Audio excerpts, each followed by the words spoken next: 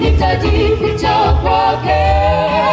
Mwamba wenye imara, japo nirushwe huku na kule, nitatulia mwambani. Yapendeza msafiri, Yesu awe nuru wako.